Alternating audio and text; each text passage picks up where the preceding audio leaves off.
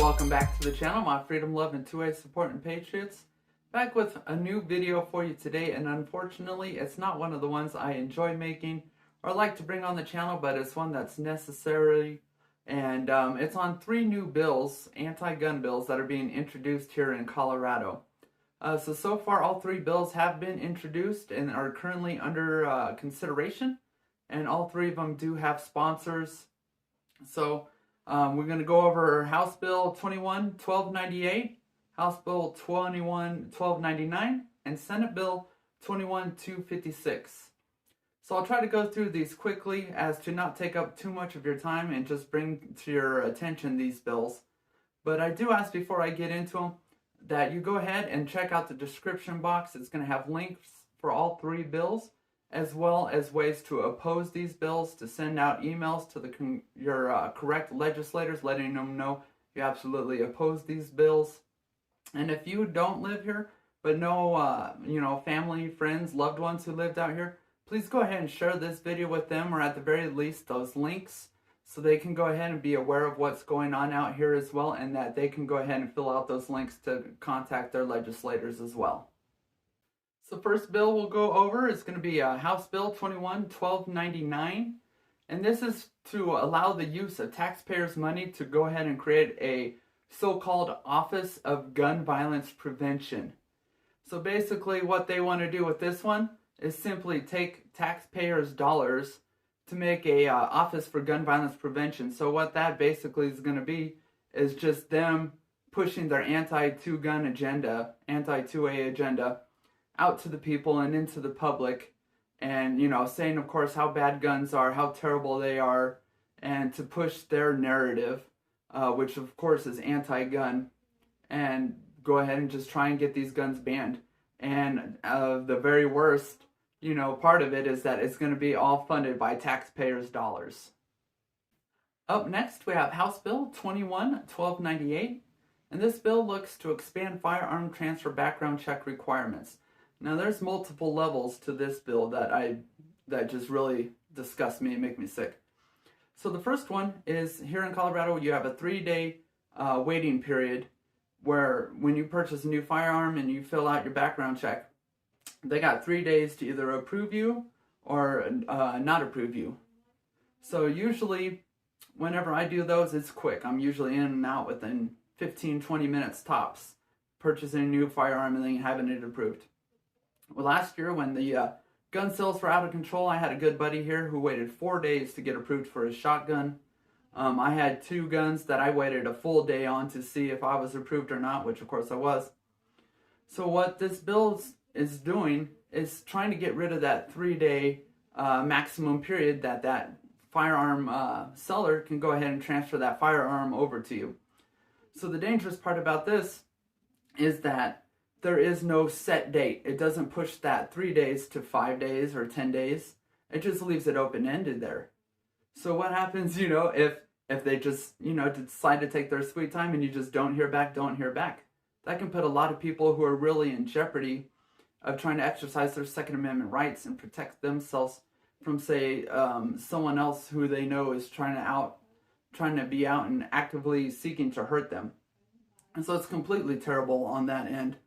What else this bill seeks to do is, as you guys know, if you have been convicted of a felony, then you are not eligible to exercise your Second Amendment rights. I'll get into that in a whole separate video. I don't think that's right. But what this bill is also seeking to do is to make certain specified misdemeanors offenses, if you've been convicted of that, to strip you of your Second Amendment rights from that as well. Now it doesn't say what the specified misdemeanor offenses are, which I think is kind of shady.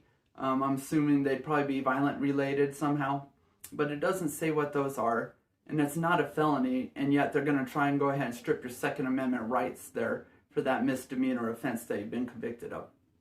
The third part of this bill is, if, say, I go out and purchase a firearm and I get denied, then I can go ahead and appeal that decision with the government, and they have 30 days to go ahead and hear that, take it all in, and then give back a decision whether they're going to uphold that decision, or they're going to go ahead and overturn it, and I'm okay to own that firearm or whatever it may be.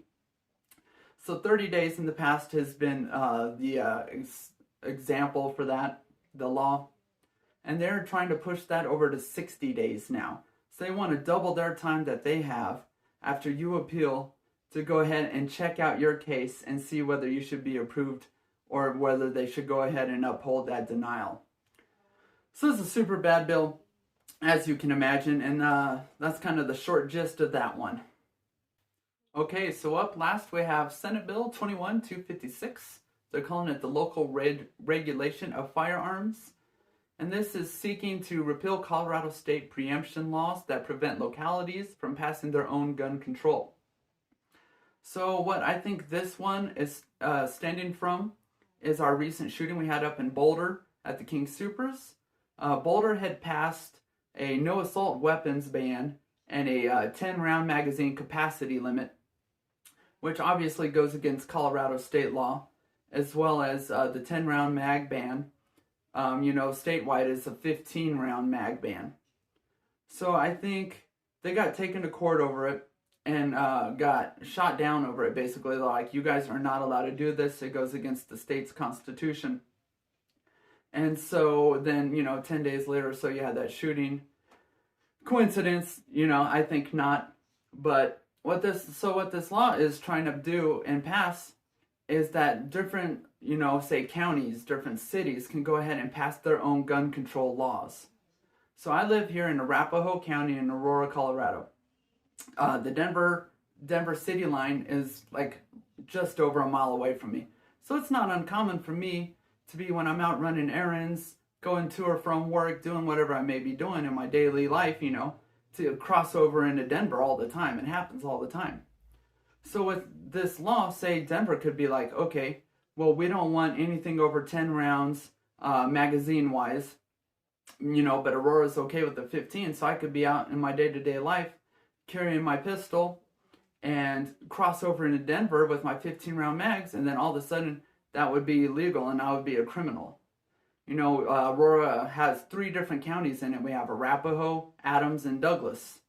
So I could go from being in Arapahoe, where I'm totally legal, cross over into Adams, and even though I'm still in the same city of Aurora, they could have different laws down in Adams County, and I could be a criminal there.